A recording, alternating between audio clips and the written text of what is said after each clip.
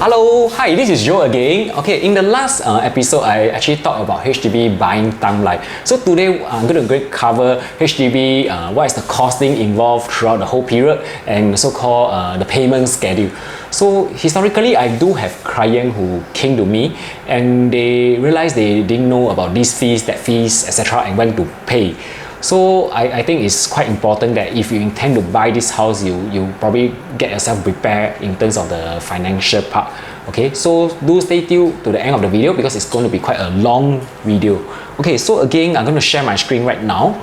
So what you see over here, okay, basically financial calculation is break into two parts. It's either for buyer using a HDB loan or buyer using a bank loan.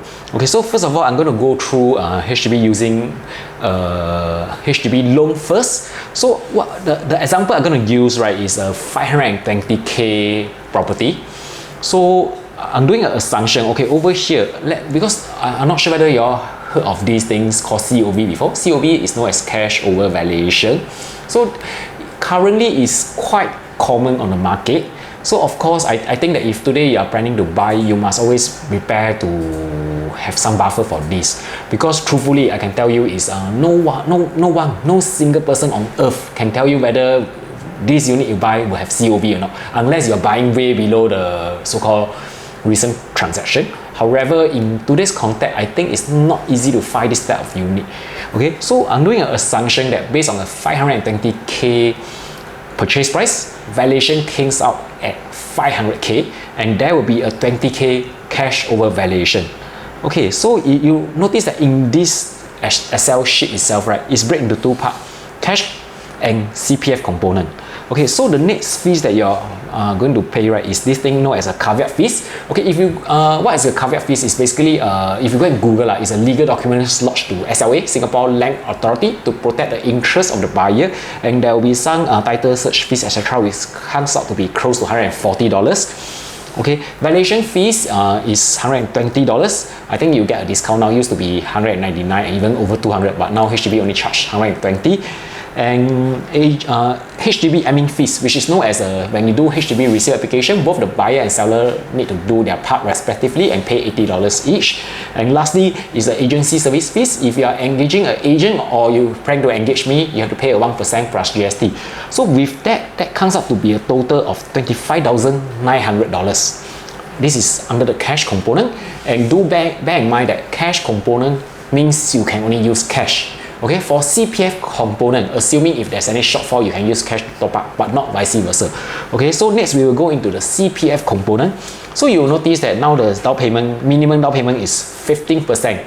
Okay, it used to be up to minimum 10%, but lately HDB has revised the loan to value from 90% to 85%. So 15% of 500k will means 75,000. Why is it not out of the 520k instead of using 500 instead, right? It's largely because, as mentioned, 20k got to be COV, which got to be cash.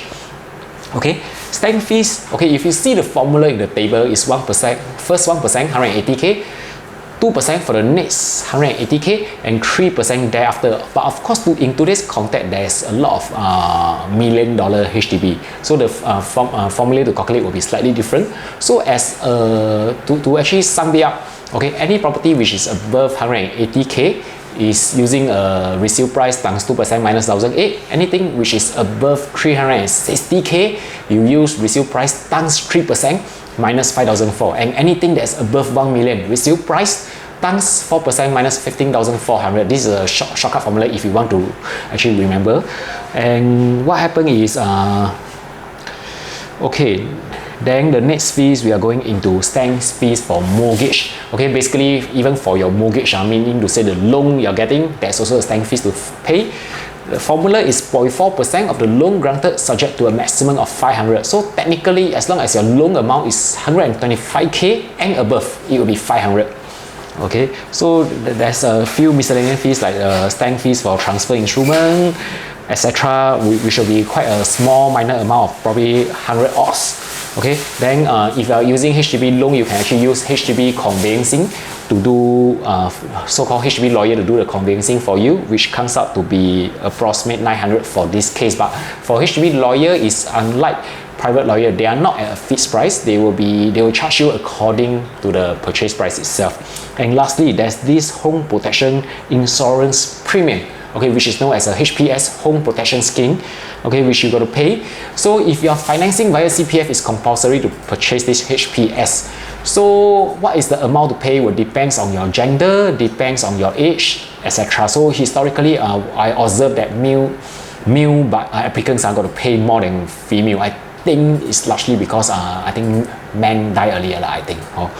And of course, the protection scheme itself, right, there's a 50% coverage or 100%. If you buy 50% coverage, assuming husband and wife, one party, any mishap happens, then the other party got to will have a balance 50% loan to pay. And then if it's 100%, the whole loan will be fully redeemed. Okay, so that's why you see on newspaper so many murder case, right?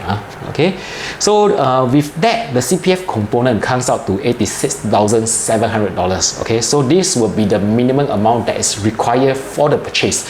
And if you're using a HDB loan, do bear in mind that CPF, okay, you got to wipe out your OA. Okay, the maximum that you can retain in your ordinary account is 20K per person, assuming there's not more than one buyer. Okay, so I hope so far it's so good. If you don't understand, can feel free to just rewind and listen again. Now next we will go into the bank loan portion. Okay, bank loan portion is very similar, except there's a bit of changes. So the major changes over here, you notice is bank loan, there is a 5% down payment for cash component, which is to say 5% out of the 500K is 25K.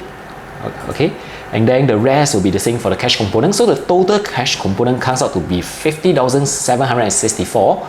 Okay, for cash involved for using a bank loan. Next, we will go to CPF portion. CPF, you notice that over here the down payment is 20% instead of 15%. So 20% of 500K will be 100K. So total deposit for HDB purchase using bank loan will be 25%, okay, because they have also revised the loan to value from 80 to 75, so you actually need to down pay more. Okay, and stamp fees is probably the same. Difference will be the legal fees. You notice over here I indicate a $2,500 for the legal fees. So for legal fees itself, it will depends on which law firm you engage, and of course this law firm got to be under the banner of whichever bank you are using. So in a nutshell, you notice that the cash component is actually a bit different from the amount that for HDB loan, largely because of 5%. The CPF is slightly more because there's an additional 5% to pay as well. So I hope so far it's clear. And the next thing, I will go into the timeline again. So the timeline itself, okay, you should be finding this familiar if you have actually watched through the HDB process, the timeline process. So OTP itself, okay, basically is either from $1 to $1,000.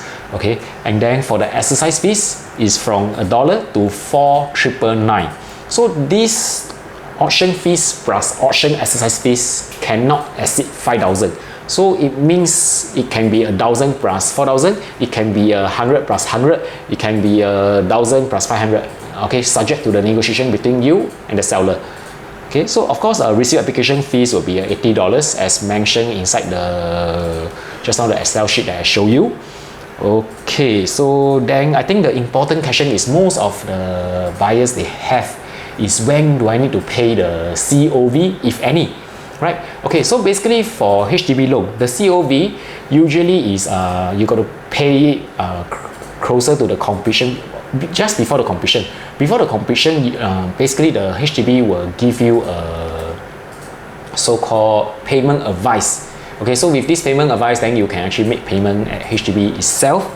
And then that's for the COV portion. For the CPF portion, there will be a bit of difference between HDB lawyer and private lawyer. So for HDB lawyer, okay, the CPF funds must be in during the resale application. Okay, the reason is being that when HDB officer process the case, okay, they will also process the financial calculation for the buyer.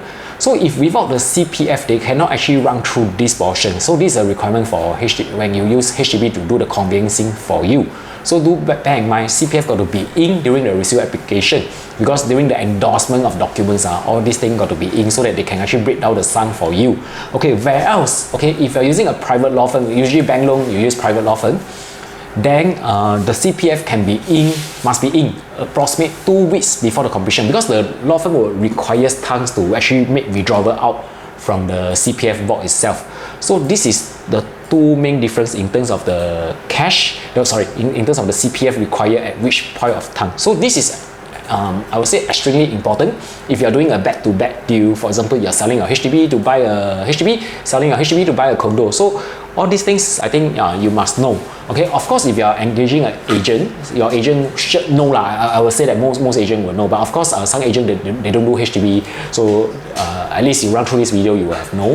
And if of course you have no agent, you have feel free to reach out to me.